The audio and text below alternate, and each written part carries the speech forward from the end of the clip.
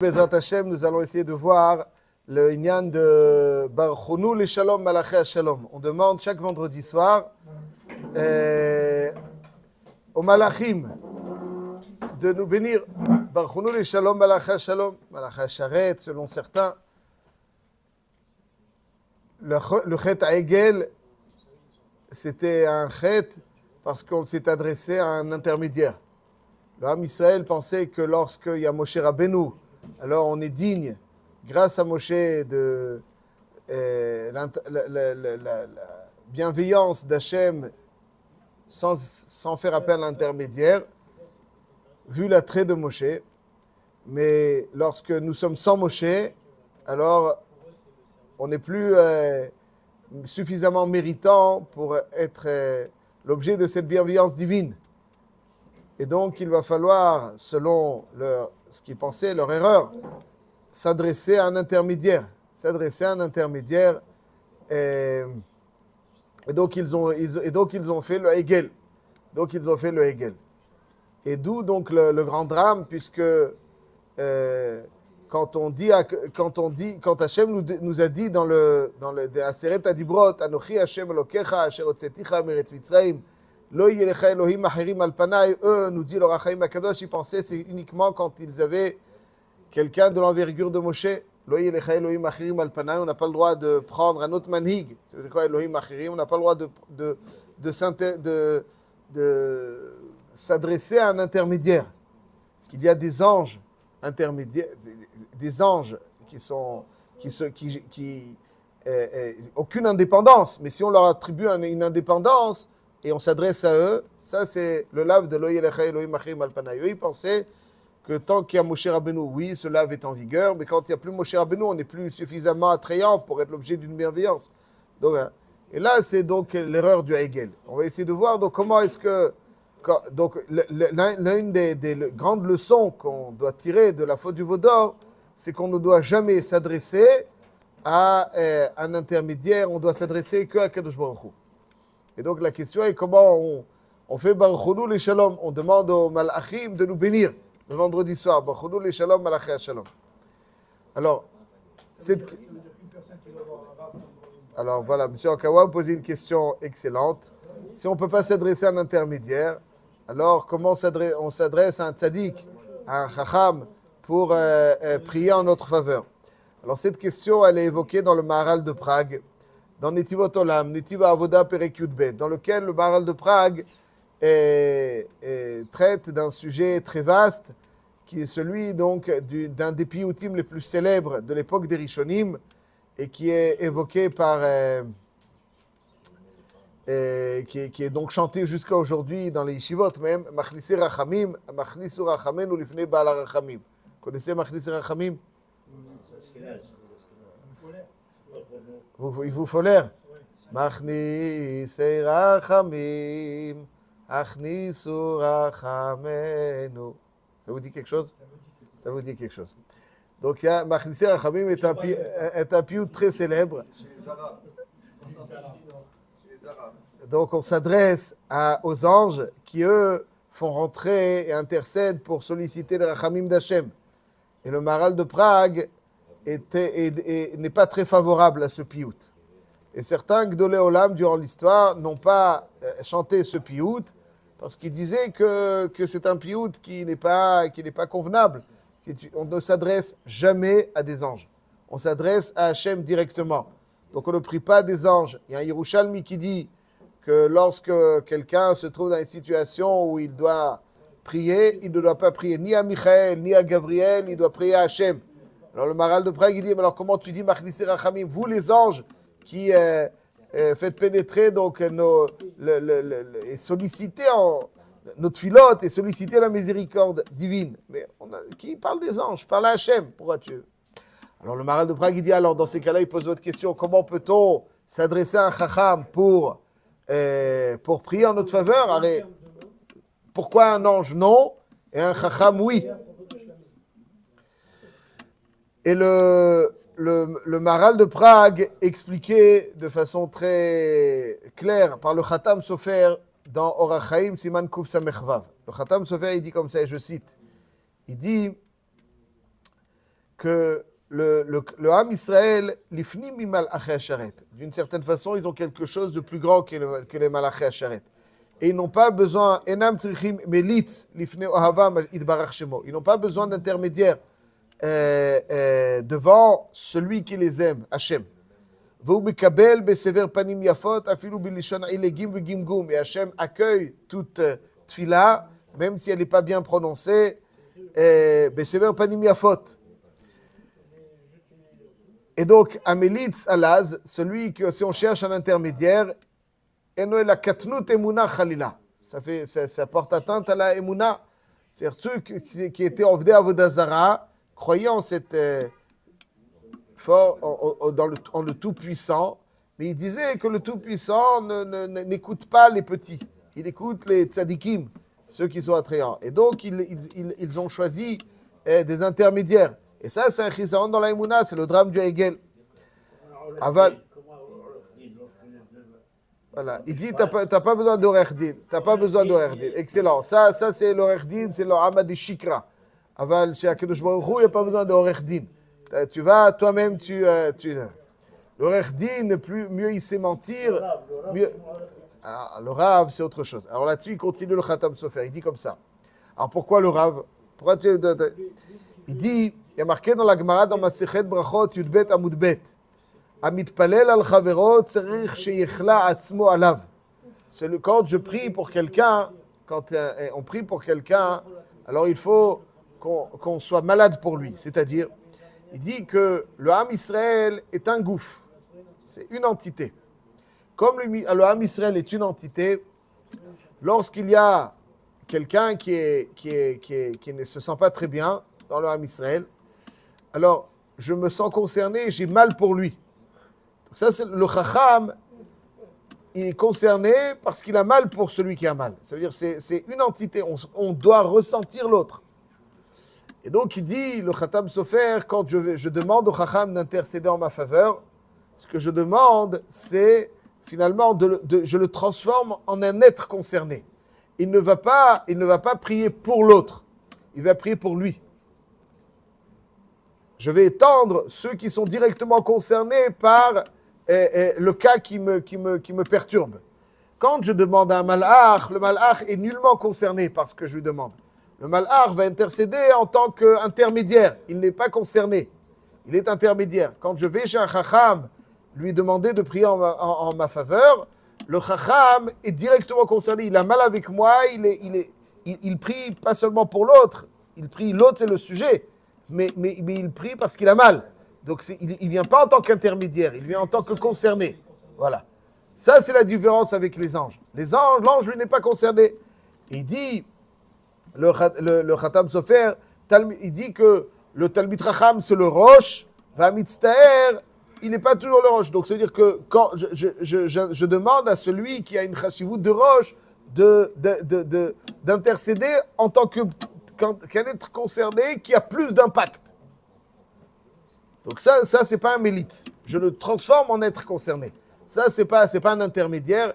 Et en conséquence, c'est pour ça qu'on peut demander à un chacham. C'est pour ça que machnissé rachamim, ça non, parce que je demande à des anges qui ne sont pas concernés, ils sont juste intermédiaires. Alors que toi, tu es plus grand que les anges, d'une certaine façon. Donc, que tu crois que tu n'es pas raoui Il faut savoir, la base de la Emouna d'Avraham Avinu, c'est de savoir que, comme il dit Reb Tzadok HaKohen Milouvlin, de la même manière qu'un homme doit croire en Hachem, il doit croire en lui, c'est-à-dire en son importance aux yeux d'Hachem. Et donc, si HaKadosh Baruch Hu écoute, alors il écoute à toi. Il t'écoute à toi, il porte une intention, une bienveillance à ton égard.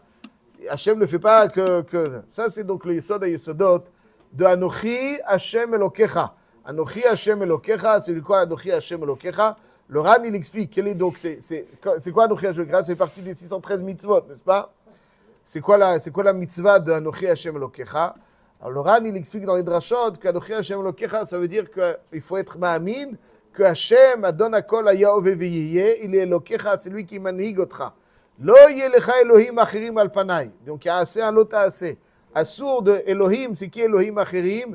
Pensez qu'il y a une force spirituelle intermédiaire qui va de façon indépendante gérer, donc à qui il faut une adoration pour s'attirer sa faveur. Ça, c'est une faute de Avodah Zara. C'est donc le chet à Hegel. Ceci étant dit, on retrouve cette idée dans Achav et dans Eliyahu Hanavi. Dans l'Haftara de cette semaine, Achav va poursuivre Eliyahu Hanavi. Achav, donc Eliyahu Hanavi qui avait décrété, Achav il a provoqué Eliyahu Hanavi, il lui a dit comment ça se fait que l'Am Israël fait Avodah Zara et que la menace de Ishameru lachem pen yifte levavchem ve'atzar et hashamayim velo yeh matar n'est pas mise en pratique. Alors Eliyahu Hanavi dit tu vas voir, il n'y aura plus de pluie. Et Achav cherche Eliyahu Hanavi et il est sûr que c'est parce que Eliyahu Hanavi a dit ce qu'il a dit qu'il n'y a pas de pluie. Et quand il le retrouve, il lui dit des phrases très dures. Achav retrouve Eliyahu Hanavi, il dit des phrases très dures. Donc Achav, il peut être paradoxal. D'une part, on a l'impression que il sait que c'est Eliyahu Hanavi. On a l'impression qu'il sait que c'est Eliyahu Hanavi à cause d'Eliyahu Hanavi, parce qu'il a dit ce qu'il a dit qu'il n'y a pas de pluie. Mais d'un autre côté, il fait Avodah Zara. Alors c'est qu'il croit. Eliyahu Hanavi, c'était l'anti-Avodah Zara. Si Eliyahu Hanavi, il a dit, donc tu crois, pourquoi tu fais Avodah Zara? Eliyahu Hanavi, il n'a pas fait Avodah Zara, il a parlé à Hachem. Donc tu vois Hachem, donc si Hachem, pourquoi tu fais Avodah Zara? La réponse, elle est que Achav, comme on a expliqué, que Achav savait que Eliyahu Hanavi, lui, qui est un être d'exception, était l'objet d'une bienveillance d'Hachem, avait un contact d'Hachem, Hachem l'observait. Mais pour les autres, non. Donc lui, il disait qu'il cherchait Eliyahu Hanavi pour qu'il... C'est sûr qu'Hachem, il croyait à Hachem. Mais il faisait Avodah Zara parce qu'il dit Hachem ne fait pas attention à tout le Ham Israël comme il fait attention à Eliyahu Hanavi. Ça, c'est donc la Avodah Zara. C'est pour ça, comment est-ce que... c'était ça donc le vikouach entre Achav et cette génération Eliyahu Hanavi. Parce que, comment est-ce que le Ham Israël a adhéré à l'idéologie de Eliyahu Hanavi? On dit Hachem ou Elohim. Hachem ou Elohim. C'est quoi Hachem ou Elohim? Hachem ou Elohim? Elohim, c'est le manhig. C'est le manhig. Dans Shema Israël, on dit Hachem Elokenu. Hachem ou Elohim. Anochi Hachem Elokecha. C'est-à-dire qu'il y a Elohim, c'est le manhig. Et Hachem, c'est Adon Hakol Hayoveveye. C'est celui qui a tout généré, qui a tout créé. L'origine de tout. Donc Hachem ou Elohim. Il n'y a pas Hachem et Elohim. Hachem ou Elohim. Anochi Hachem Elokecha. Shema Israël, Hachem Elokenu. Ça, c'est la base du judaïsme, de l'idéologie d'Avraham Avinu que nous adhérons. C'est l'Avodah Zara, c'est il y a Hachem, mais il y a Elohim.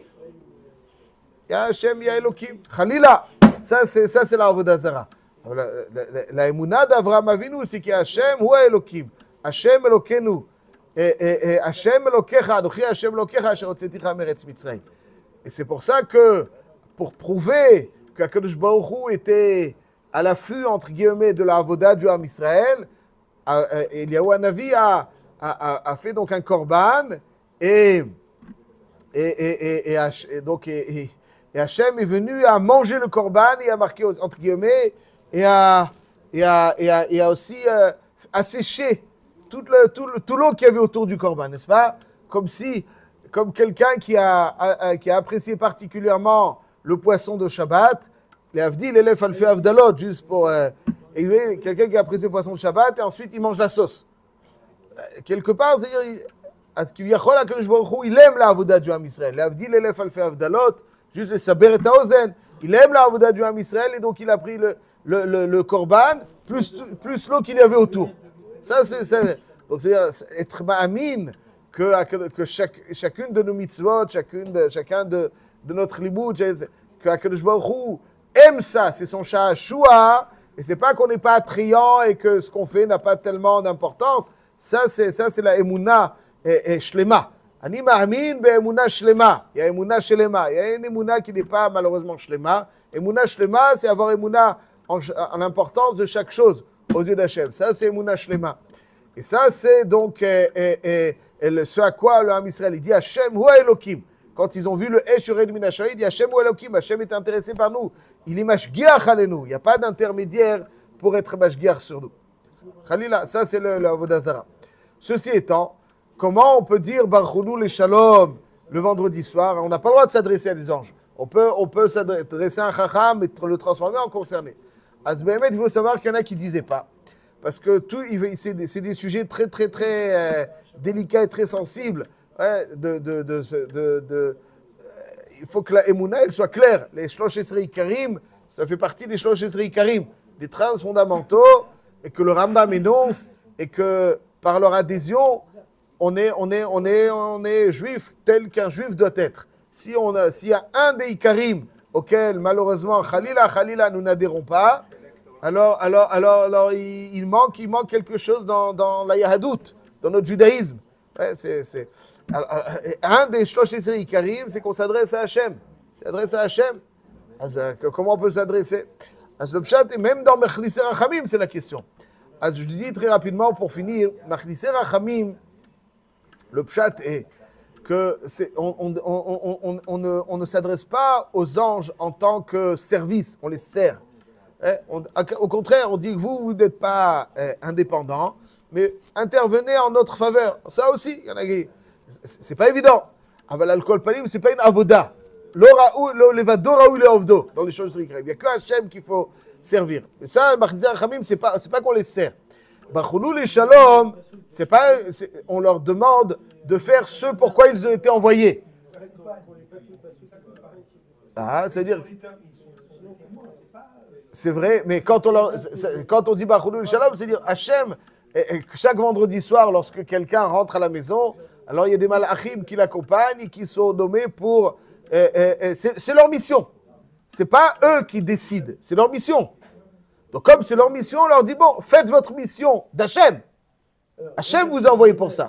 Donc allez, injectez le shalom dans cette maison. Ça, c'est Barchoudou les shalom. Ça, c'est Barchoudou les shalom. C'est pas qu'on leur demande, vous décidez de ça, c'est une avoda, ça, c'est assour. Ça, c'est pas de chez nous.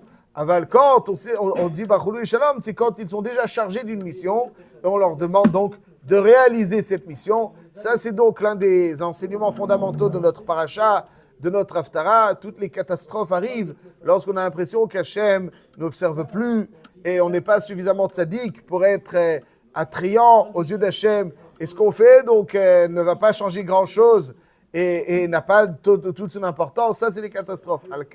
La Emouna du judaïsme, donc d'Avraham Avinu, c'est de savoir que chaque juif, il est unique et Hachem observe chacun et à l'affût de chacune de ses mitzvot, chacune de ses limud Torah, chacune de ses maasim tovim, chaque chose, chaque tfila, chaque teilim, chaque chose a toute son importance et c'est ce à quoi, c'est ce qu'on nous dit, ce qu'on dit chaque jour, Hachem Elokenu, Hachem Elokenu, Hachem Elokenu, Hachem Hu Elokim. C'est pas il y a Elokim, Khalila et Hachem. Il y a pas, nous on a un contact direct avec Hachem. Hachem il y a un contact direct avec Hachem. C'est pas, il n'y a pas d'intermédiaire. On n'a pas besoin d'intermédiaire. Alors quand on demande une fila à un chacham, on demande une fila à un chacham parce qu'on le transforme en concerné. Mais sinon, ça c'est c'est ça qu'il faut voir. C'est que le chacham il doit avoir. C'est pas je viens chez le chacham et je lui dis c'est toi qui as les forces. Akadosh Baruch Hu, il donne tout. Il n'y a pas personne qui a de force indépendante d'Hachem. En kazedavar. Il n'y a que Hachem qui donne chaque instant, qui génère tout à chaque instant. Il n'y a rien qui existe fondamentalement à part Hachem. Il n'y a rien. Il n'y a rien qui existe fondamentalement à part Hachem. Le Chacham, il intercède, donc il y a un lien de Tzadik Gozer Kadosh Baruch Hu Bekayem, mais c'est encore en tant que Tfila, et il est concerné parce qu'il fait partie donc de ce corps, de cette entité qu'est le peuple juif, et exactement comme quand un des membres a mal, normalement, si un des membres a mal, tout le corps le ressent, ce mal. Alors quand on est correctement lié, le Chacham doit l'être, alors il doit ressentir le mal que chacun ressent en tant que concerné qu'il est en mesure d'intervenir. Achab, il y a Matan Torah après. Ils avaient lesquels? Oui, c'est après avec Eliyahu Navi. Donc avant, peut-être les 4 séroutes, on pouvait dire, voilà, mais ils n'avaient pas entendu de la bouche d'Hachem. C'est lui Yitzhara de la Avodah Zarah. Mais c'est encore pire après Matan Torah alors. C'est sûr. De toute façon, oui. C'est ça le Yitzhara de la Avodah Zarah. C'est exactement le Yitzhara de la Avodah Zarah. Zakou Baruch. Ça va bien.